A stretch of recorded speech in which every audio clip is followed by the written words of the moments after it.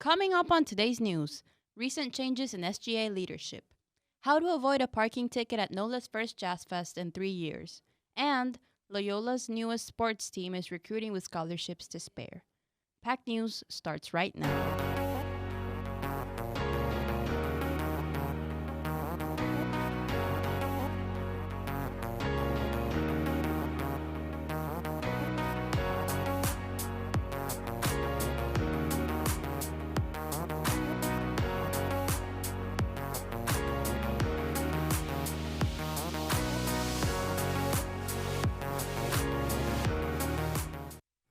Good evening, Wolfpack. I'm Jabez Berniard. And I'm Valerie Cronenbold. After abrupt changes in leadership in a delayed election season, students can now vote for next year's SGA. Ballots were sent out to students via email on May 1st, but students can also vote at polling stations outside the Dana Center and in the library. There are 3 tickets on the ballot for the next vice president and president. Winners will be announced on Wednesday, May 4th. Although SGA's election started today, some students are already frustrated by the organization. Brooklyn Joyner is live outside of the SGA hub with one such student. So SGA elections are here for 2022 to 2023, and I'm here with Loyola sophomore Devin Cruz on how he feels about it. So do you plan on voting? I do. I feel like it's very valuable that all students vote and, get out there and vote. That's all I have to say about it. Why do you think students should vote? Well, it's pretty valuable. SGA has a lot of sway in our university, and they hold a lot of our money. And students are paying for this SGA. Why not, get out and put your say out there? This year, I feel like SGA was pretty inefficient, even considering, the hiccups we've had in the semester. I feel like going forward, coming in and voting is very, very valuable to get an efficient SGA. Okay, thank you so much, Devin.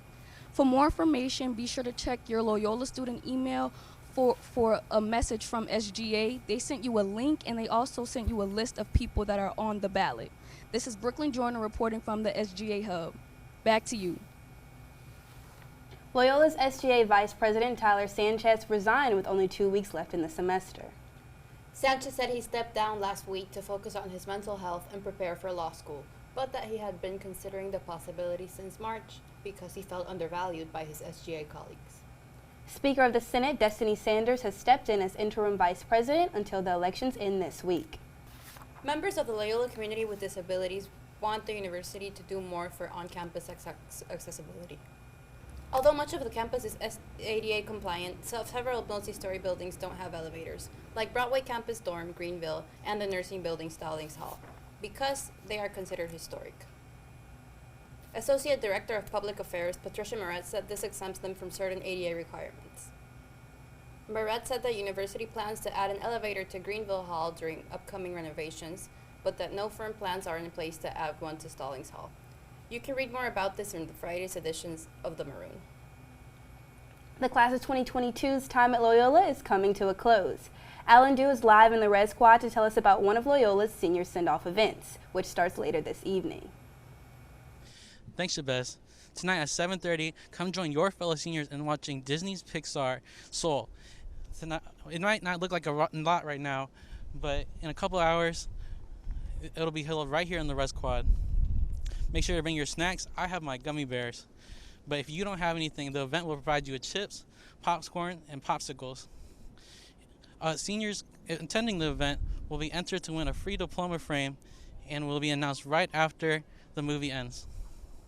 Back to you.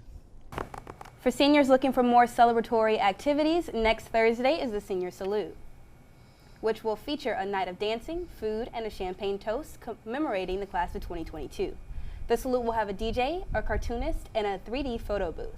Attendees are encouraged to dress up and enjoy the night in style. A week of theater starts tonight, presented by the TAD New Works Festival. Created by students in the Department of Theater Arts and Dance, this festival showcases 8 pieces of theater, including full-length plays as well as movement and music pieces. The festival ends in a 24-hour play project on Friday, in which students will write, direct, and perform a 10-minute play in just one day. For more information, follow at TAD New Works on Instagram.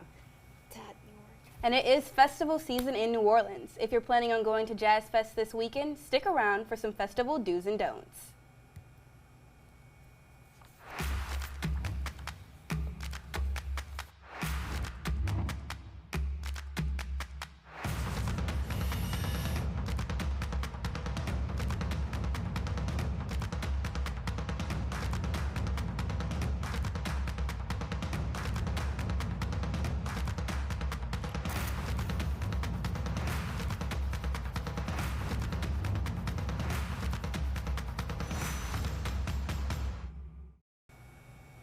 Things are moving back to normal here in New Orleans, and people are starting to feel it.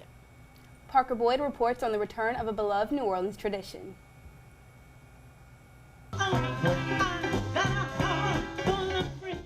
It was a soulful atmosphere in Jackson Square as French Quarter Fest has returned to New Orleans for the first time since the start of the pandemic. Alexander Henry of Michigan is visiting for the first time. To see people out dancing and smiling and enjoying such amazing music is so awesome. Cherie Weiss and Ray Smith from Washington State are having a ball. It's a great atmosphere. Everybody's having so much fun. My first time here. Awesome. New Orleans resident Don Keller is glad to be back. It feels absolutely wonderful. This is just the start. There's 2 more weekends. Attendees say that the return of this festival will certainly get the economy here in New Orleans back up and booming. Talking to the different, the Uber drivers and the wait people, I think they're really, eager to get things back to normal and enjoy their livelihood. Yeah. Absolutely. I think that this is going to be a big shot in the arm for the economy, local economy. Absolutely. You have a ton of local businesses within each little staging area. You got a ton of volunteers. You have people from out of state coming in. It's just proof that everybody wants everything to be back to normal. The sights and sounds of music and dancing mean that New Orleans is back. Parker Boyd, The Maroon.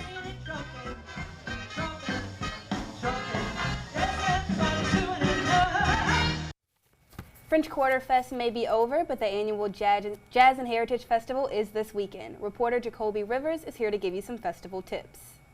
What's up, guys? My name is Jacoby Rivers, and we are in the middle of festival season here with the kickoff of Jazz Fest, the return of Jazz Fest, I should say. And with everything being gone for 2 years, I'm here to remind y'all on how to act at festivals. So the first thing you want to do is bring a small bag, not this bag, of course, something smaller, ideal to bring with you to the festival grounds. And in this bag, this is the most important thing you want to do. First, you want to pack something to eat, because there's no way you want to pay like, what, $50 for like a small portion of food. So that's your first thing goes in your bag. Next thing, water. You always want to hydrate yourself, and H2O is always the way to go. So that will go in your bag as well. Next, something like your cell phone. If you're like me and you have many stuff in your pocket, this is going to be helpful. So cell phone in, and of course your wallet, because don't have your wallet, you're not going to have a great festival. Now, the next thing you want to do, another crucial fact, is always bring a hat. You never know when it may be sunny, it may be rainy, or it could be cloudy like today, but best chance is always going to be sunny. And with that in mind, bring some shades, because you're going to look good while blocking out the sun. I mean, come on now. Always go with friends. It's a lot more fun that way, but don't be that one person who has to be monitored. No one wants to be a chaperone for you. Never leave your drink unattended. You'll always have someone out there who's looking to spoil a good time. It's better to dump your drink out and take the L and pay another one. Better safe than sorry. If your body feels woozy, go to a medical tent nearby and describe how you're feeling. If you're dehydrated, take a seat and drink some cool water. It's been 2 years since we had a festival here in the city. 2 years. We had a successful French Quarter Festival as well as a Mardi Gras. And let's have a successful Jazz Fest. So be sure to be safe at the fairgrounds. Use these tips I've given you. And I hope to see you all at the fairgrounds, specifically at the blues tent and the jazz tent. If you see me, feel free to say hi. And as always, let the good times roll. And don't forget to pack some sunscreen, and be sure to catch the Loyola Jazz Ensemble this Friday morning. If you want to enjoy all these festivals, don't spoil it by getting a parking ticket. Reporter Jackie Galley is here with some helpful tips that you can use year-round. New Orleans is a lot of fun, but what isn't fun? Getting one of these. I got this parking violation parked right here just a couple months ago for $70 of parking within 20 feet of a crosswalk. Another common parking ticket to avoid is parking within a bike lane, which will cost you a whopping $300. Much less expensive is the $40 fee for parking within 3 feet of a driveway on either side. While 3 feet is easy to conceptualize, 20 feet is a little bit more guesswork. I have Mr. Gotti Amir here with me today, and we're going to measure what exactly 20 feet from that curb looks like. We're at 50 feet. So if you look the length of this tape plus the length of my arms, About here is where you should put parking your car. Amira said he is no stranger to parking tickets. Since 2015, I'd say I got about like 100 tickets. And what were those tickets for? Just parking my car in a parade route like 2 hours before the parade starts. So what would you recommend to somebody trying to avoid those types of tickets? Definitely pay more attention to the signs when you park, and I think downloading the parade tracker app would definitely help during Mardi Gras season. While the more you wait to pay your parking tickets, the more expensive they will be. If you get 3 unpaid violations, watch out, because your car can even get booted. The best place to find information on parking regulations is at the Department of Public Works website at nola.gov. I'm Jackie Galley, PAC News. Thanks, Jackie. And with festival crowds comes congested parking in nearby neighborhoods. Emma Ruby went to Bayou St. John to speak with people who live there about the impact of increased traffic in the neighborhood. Last weekend kicked off the first Jazz Fest since the start of the coronavirus pandemic, and the streets of Bayou St. John, the neighborhood bordering the fairgrounds where the festival is held, were packed. Some residents take the increase in traffic in stride. I've done it for many years. Bayou St. John resident Jerry charges $50 to park in his front lawn, and by mid-afternoon Sunday, he was fully booked. Homeowners renting out parking spots was a common sight across Bayou St. John during festival weekend. Jerry said he began renting out parking spots in his front lawn because of the ability to make money the American way. I'm here in Bayou St. John where parking is packed, and residents have told me that this is a yearly issue. Residents go to creative solutions to mark off their spots to make sure their quality of life isn't impacted by the festivities. According to neighborhood resident Christy, this year's parking has been especially well regulated by NOPD, which has allowed her to enjoy the excitement in the neighborhood.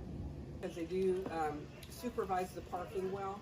So if you look, nobody's parked on the sidewalks because they'll ticket you for that. Or if you park behind a driveway, they'll tow you for that. So it's well supervised. Overall, Christy said living just blocks away from the fairgrounds is... Oh, it's so hard to be so close. You only have to walk down the street. It's awesome. For PAC News, I'm Emma Ruby.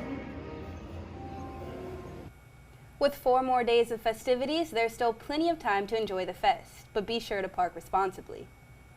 Are we in for the Sunny Jazz Fest? Kayla Gaston has the answer after the break. Me and my boy Matt had it good. He had catnip that was off the hook. But one day, he brings a girl home, and she's allergic to cats. Every sneeze was a nail in my coffin.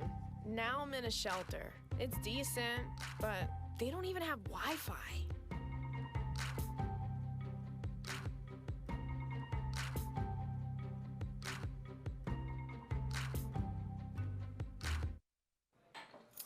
What do you think you're doing, Kevin? Was just gonna drive home. There are several warning signs present that you shouldn't be driving. Like hearing voices? Like your text-to-emoji ratio? Oh man, the selfies. Selfie, nailed it. We all have warning signs that let us know that we're probably not okay to drive. Mine is pretending to be your subconscious. Craig, come on man, let's split a ride home.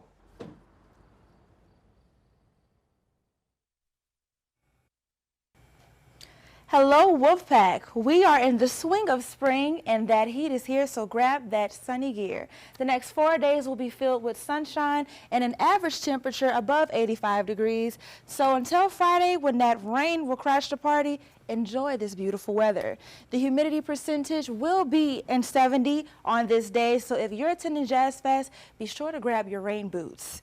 The good news is the sun will return for the remainder of the weekend, and that is your forecast for the week. I'm Kayla Gaston. Have a lovely evening. Thanks, Kayla. You can play for Loyola's newest sports team without leaving the comfort of your couch. Brooklyn Joyner has more after the break.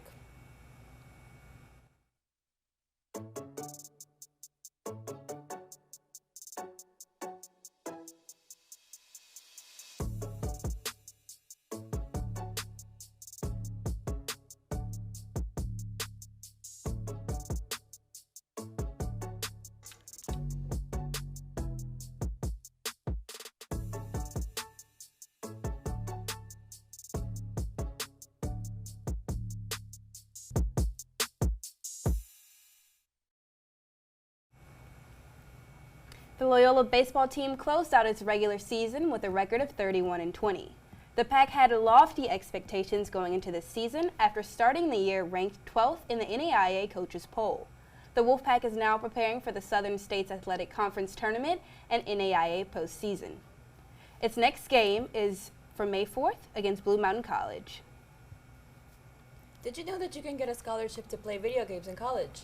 Brooklyn Joyner has more information about the new opportunity here at Loyola. What are esports?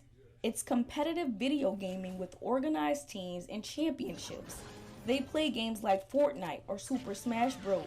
And it's made its way to Loyola's campus. It's a good sense of like accomplishment to just be able to participate and be a part of something like this. Esports members meet weekly in the Satchamos Lounge. You have, chem majors in here. You have computer science. You have art majors. Being a gamer for 20 years, this is a space Coach Lumen wished he had, so he's taking part in making it a reality for students. Because a lot of people don't understand that esports isn't just playing video games. That's 10-15% of what actually gets into it. There's a lot of social development. I mean, I learned to be a captain, I learned to be a leader, I learned to be a project manager, how to schedule. There are posters just like this all around campus. You can scan the QR code and it'll take you to a group chat full of other students who are interested in esports. The club is also being used as a recruitment tool to bring in more students to Loyola's campus. Hey, let's build a pipeline. Your students in your gaming club, bring them to me. Their scholarships are on the table, and they usually range between $20,000 to $30,000. This club understands that students want the possibility of an actual career out of the things I love to do, which is play games competitively. So there's not a draft that professional organizations look at college esports players and be like, oh yeah, we're going to pool these students. That's kind of my goal, is to make something. That's what I mean by worthwhile, is that what you learn here is going to be able to expand onto your future. This is Brooklyn Joyner reporting. Thanks, Brooklyn. The esports team will have their own practice space across the hall from Satchamos Lounge by the fall. And that's the news for now. Have a great night, Wolfpack.